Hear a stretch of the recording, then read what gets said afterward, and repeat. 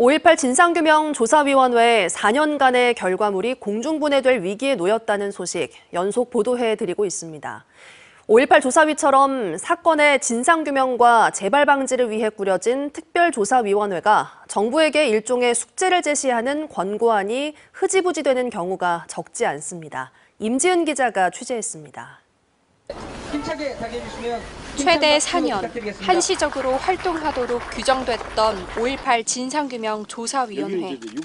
이처럼 특별법에 따라 꾸려진 조사기구들의 최종 목적은 진상규명만이 아닙니다.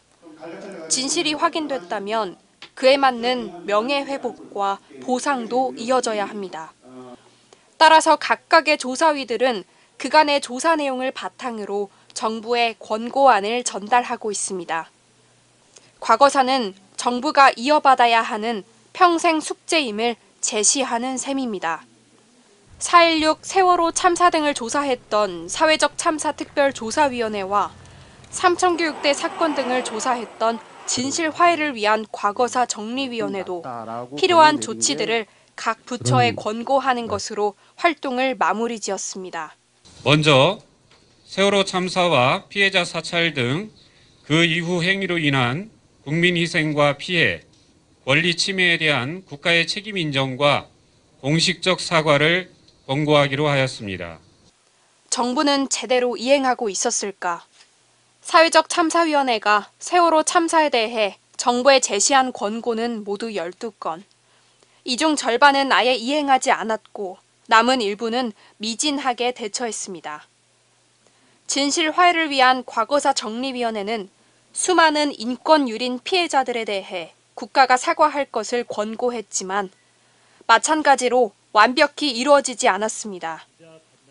정권이 바뀌고 과거사 후속 업무에 대한 의지가 없어지면 결국 수년 동안의 조사가 물거품이 될 수 있다는 지적이 나옵니다.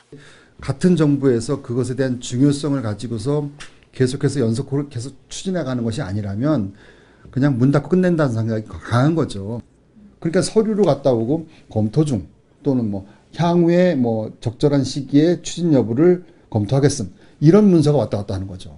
5.18 진상규명조사위원회의 활동도 아쉬운 부분이 많습니다.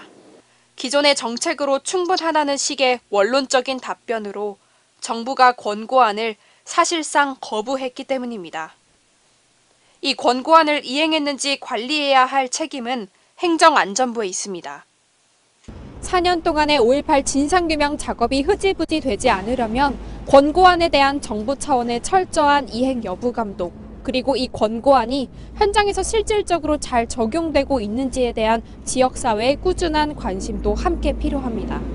MBC 뉴스 임지은입니다.